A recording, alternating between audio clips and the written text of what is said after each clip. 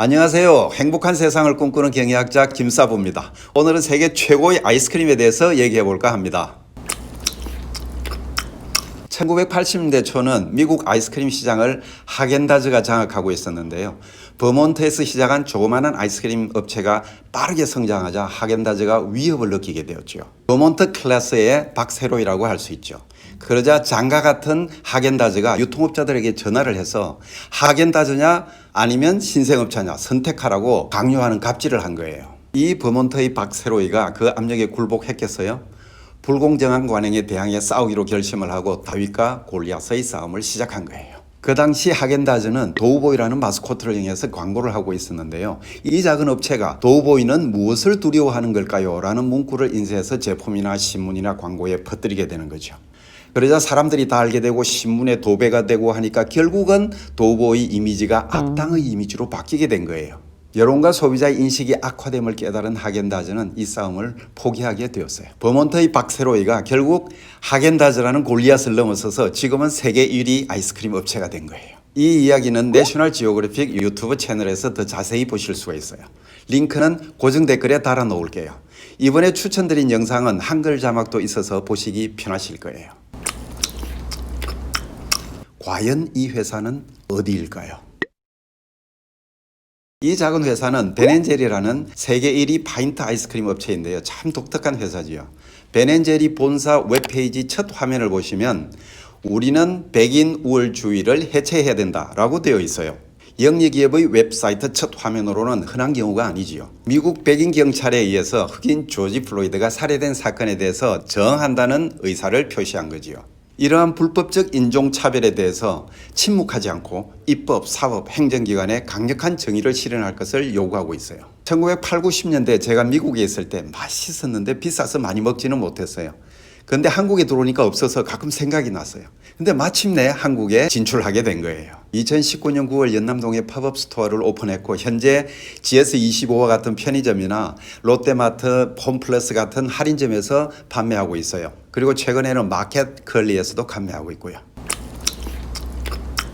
베넨제리는 전 세계 파인트 아이스크림 1위 업체인데 파인트 아이스크림은 지금 제가 들고 있는 이 사이즈로 판매되는 아이스크림으로 1파인트는 473ml쯤 돼요. 우리가 잘 알고 있는 하겐다즈나 베스킨라빈스도 파인트 아이스크림 업체예요. 제가 오늘 왜 베넨제리 아이스크림을 들고 나왔는지 궁금하시죠?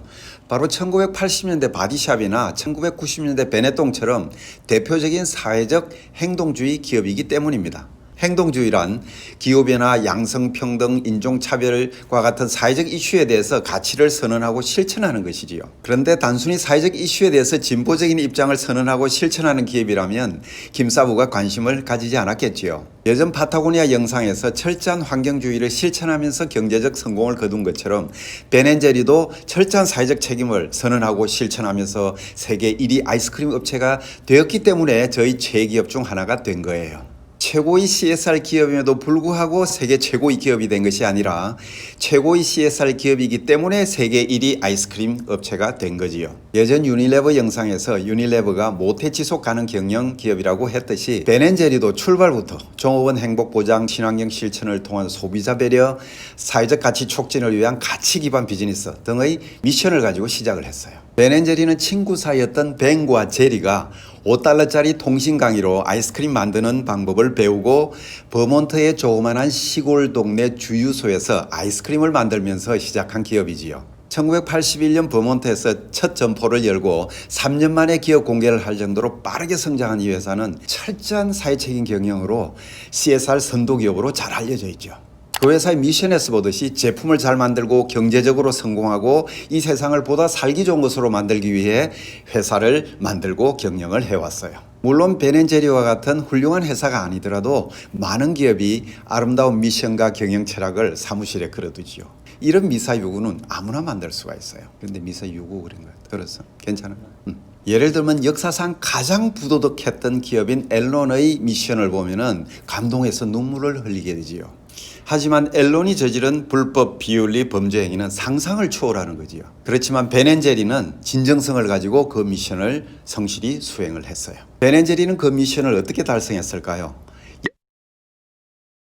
2020년까지 모든 원재료를 지속 가능한 방법으로 조달하겠다는 목표, 그리고 인종정의, 민주주의, GMO 표기, 성소수자 평등, 난민, 기후정의를 강력하게 지지하는 입장을 표시하고 실천하고 있어요. 예를 들면 2015년 기후변화의 심각성을 알리기 위해서 Save the World를 패러디한 Save the Swirl드라는 아이스크림 맛을 출시하게 되었는데요.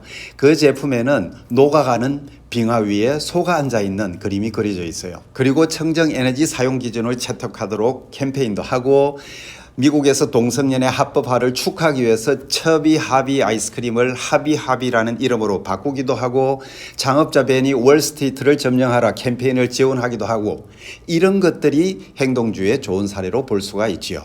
하지만 이 행동주의 때문에 이 회사가 세계 1위 회사가 된 걸까요? 행동주의가 베넨제리를 세계 1위 회사로 만든 건 아니죠. 결국 제품 개발, 광고, 위기 관리 능력이 뛰어났던 거예요. 이 기업도 다른 기업들처럼 여러 차례 위기를 맞기도 했어요. 영상 첫 부분에 소개드린 이야기처럼 설립 초기 하겐다즈의 위협도 잘 극복했어요. 두 번째 위기는 2000년 유니레버가 베넨제리를 인수하려 했던 때예요. 대부분의 가치 기반 기업들이 어느 정도 성장하게 되면 인수합병을 제한받거나 위협을 받게 되지요. 주주들은 주가 프리미엄이란 인센티브를 받게 되지만 창업자들은 창업 정신과 가치가 훼손될까 우려하는 경우가 많아요.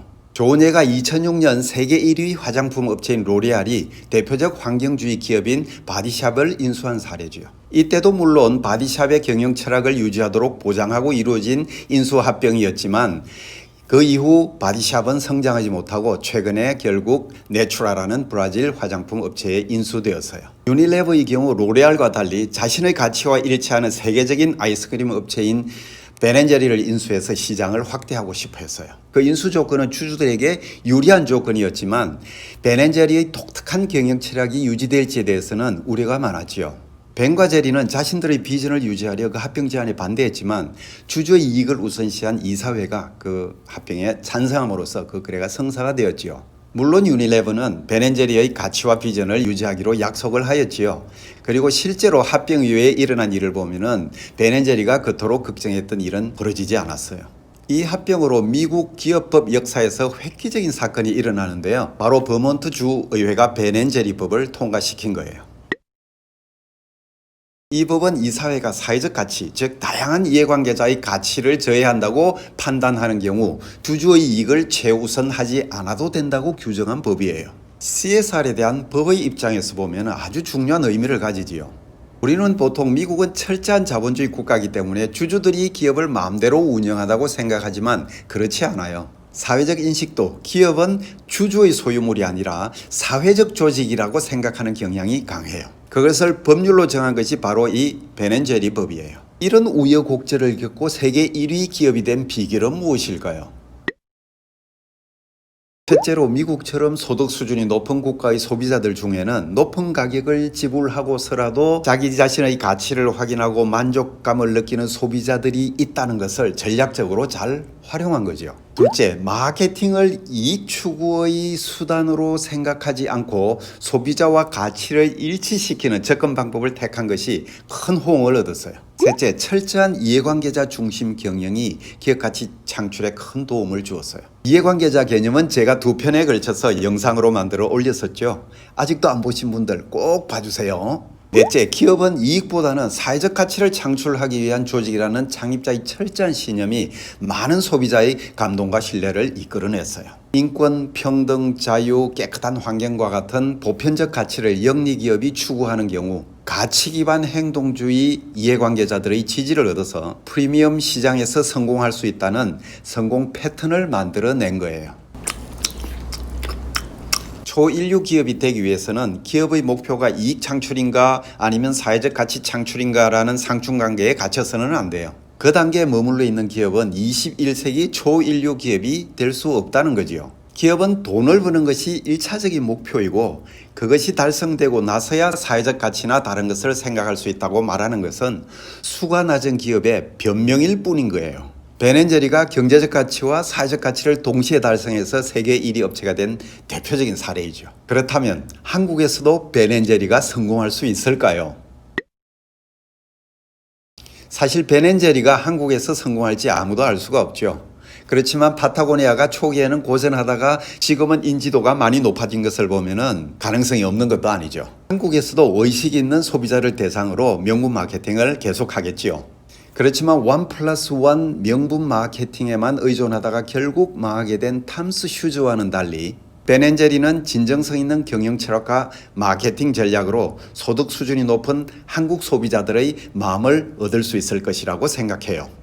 예를 들면 지금도 이미 아이스크림에 들어가는 쿠키와 브라우니를 한 사회복지에서 공급받고 있고 공정무역협회를 통해서 바닐라와 설탕 등 재료를 공급받고 있어요. 앞으로 기후변화 캠페인도 전개하고 활발한 사회적 행동주의 경영을 실천해 나가겠다고 선언도 했지요. 우리나라에서도 이제 이런 1등 기업 나와야 되지 않겠어요? 기부, 자선, 진정성이 의심되는 광고 위주의 이미지 전략 그만할 때가 됐죠. 그런 의미에서 이번 여름 아이스크림은 베넨제리 어떠세요? 오늘 준비한 이야기는 여기까지입니다. 다음 영상에서 더욱 재미있는 이야기로 돌아오겠습니다. 오늘 이야기가 재밌으셨다면 좋아요, 구독 눌러주세요.